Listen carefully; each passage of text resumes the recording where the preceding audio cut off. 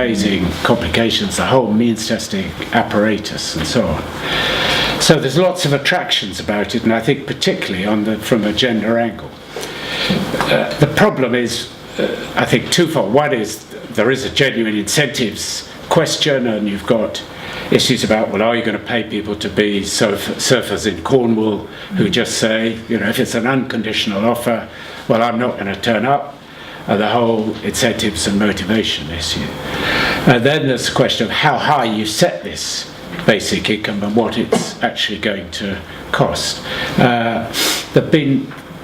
When I first started looking at it, it was a sort of wacky idea that, some people very much on the periphery were talking about.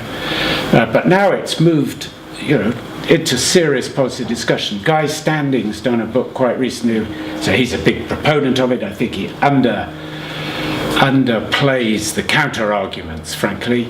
But it's if you want to have a look at something that sets it out, have a look at his. And then I think the Royal Society of Arts and possibly the New Economics Foundation have also put forward the arguments for it. It's being supposedly piloted in Finland and some places in the Netherlands. But I think there are real problems about how you pilot it and how you test it. I mean, it's be a major change, and the cultural changes involved will take a long time to play through. So I don't think it's one you can do sort of scientific experiment, just say, well, it works up to this extent. So Give Directly are doing an enormous, a very big universal basic income program in Kenya at the moment, but it's fairly early on. So.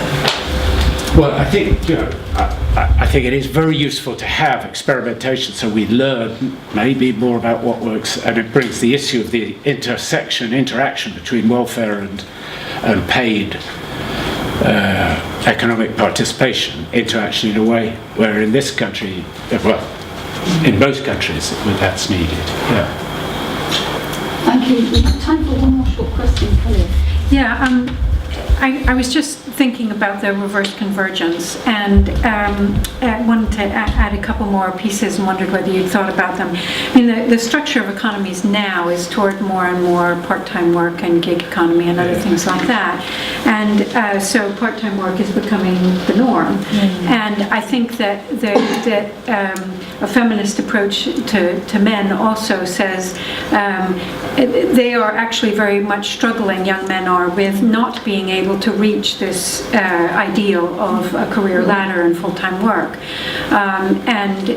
So the bringing together the value of unpaid work plus paid work in a mosaic is actually really critical for both men and women. Yes. Well, I think it is, and helping gathering evidence about these career trajectories is really important. I think what I would say also, though, is there is an issue for young people finding their way, but people are now living longer working lives. That's why I responded rather strongly at the session last night. We need to look at careers in this 50-year context. Yes. It's not that it's never too late, and of course it is very advantageous to get off to a good start.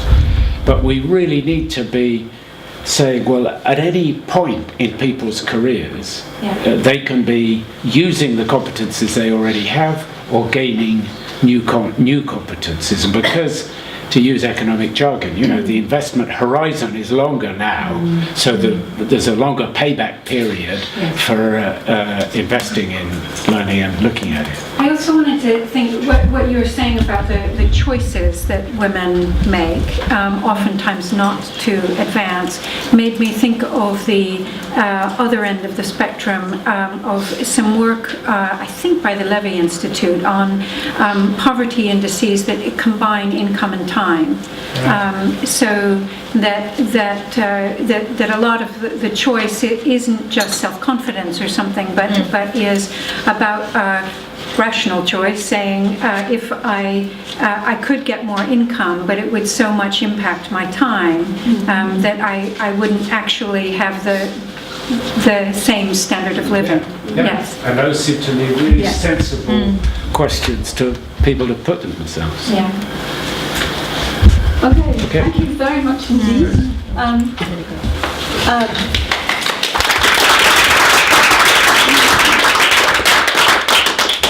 One thing that you mentioned we're going to take up now with Megan Campbell, who's the Western Junior Research Fellow in Law at New College. That was what I was doing. That postdoc ended up now at the University of Birmingham as a lecturer there, which is why it's in the Birmingham logo. Deputy Director of the Human Rights Harvard. That was true.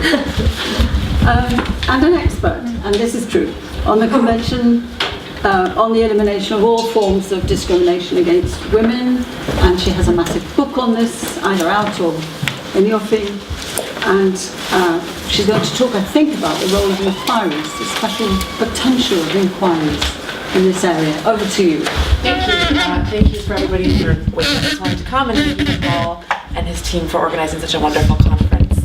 So I am a lawyer and have a legal background, so my presentation is really about all the things we've been talking about.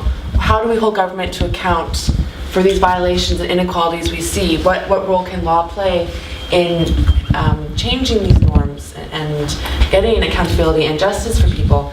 And I look at the international system, which might seem initially a bit odd, as international law is not known for having great enforcement mechanisms. But the UN Convention on Elimination of Discrimination Against Women, CEDAW, has an optional protocol that has two newer forms of accountability. And one is individual communications, where people can send an email to say the state has violated their rights, and then it activates the committee to take it seriously and to basically do sort of quasi-judicial process. But they also have an inquiry procedure where NGOs can, again, email the committee to say there's been systemic and grave abuses into women's rights in certain countries. And I want to look at what does that process, this inquiry procedure, bring to the remedying and enforcing of women's human rights. It's the down button, right? Yeah. Perfect. So, Article 8 of the optional protocol says if the committee receives reliable information indicating grave or systemic violations of CEDAW, they can do an inquiry. So the trigger is this grave and systemic. It's looking at structural inequality, not just an individual whose rights have been violated, but the deeply rooted inequalities we're seeing. This is going to drive me crazy, I'm sure. I'm sorry. So, as I said, focus on severe and widespread violations, tackle structural gender discrimination, and it can relieve individual burdens. That's the really exciting bit about this inquiry procedure. It's not, the burden isn't on the individual victim to come forward to say, my rights have been violated. It's usually an NGO coming to say, there's a really big problem happening right now. We need a team of people to come look at it. And they've done 3 inquiries so far in the 17 years. One into murdered and missing women, I can't pronounce this properly, but in Ciudad Juarez, Mexico, which is right on the border in the US, Mexico. Murdered and missing Indigenous women in Canada, where I'm from, and a ban on modern contraception in Manila in the Philippines. And really what I wanted to look at in this talk is what does this inquiry procedure bring to the table? And is this something that we should think about adopting into domestic forums? So each state would have its own sort of inquiry procedure as a way to get over the burdens that we see and the limitations we're seeing in women accessing justice. So I looked at the inquiries, the 3 inquiries, and there are 3 lines of assessment. What normative advancements are they making to women's rights? Has this inquiry procedure achieved its aims? Is it getting at any transformative structural change? Is it doing what it's supposed to do? And has it reconceptualized how women access justice and pointed a way forward for further accountability mechanisms at domestic levels? So, looking at these 3 lines of inquiry, the first one into murdered and missing women in Mexico. This is the committee's first report, and you can kind of tell it's the first one. They're a bit unsure about what's happening, or what they think the aims are. But the biggest, most exciting contribution, that normative contribution this report makes, is that it really is linking poverty and gender-based violence. That these women are being murdered and are enforced disappearances because they are poor women, often on their way to work in these factories. They work late at night, early morning, it's not well lit, and it's also linked to the drug trade, which is also linked to poverty. And it's important from a legal perspective in that CEDAW doesn't make any mention about poverty, except a little reference in the preamble. So the committee doing this is getting understanding that women's poverty is an issue of gender inequality. So that's an important contribution it's making. So So I guess in that one I figured out how to use the animation function. Murdered and missing women in Canada, Indigenous women in Canada, has also made some really important normative contributions.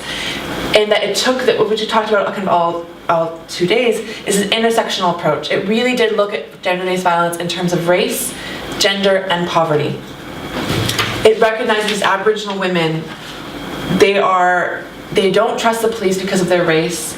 Their poverty forces them into risky behavior. The risky behavior means the police don't take it very seriously.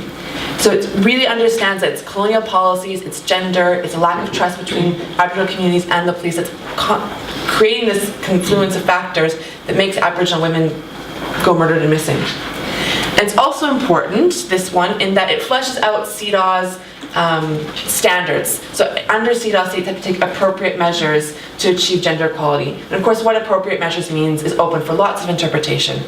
And the committee in these inquiry procedures starting to pin down what appropriate measures means. So Canada came to the committee with lots of evidence of all the spending it's doing to tackle poverty, all the spending it's doing to make sure RCMP are investigating these things.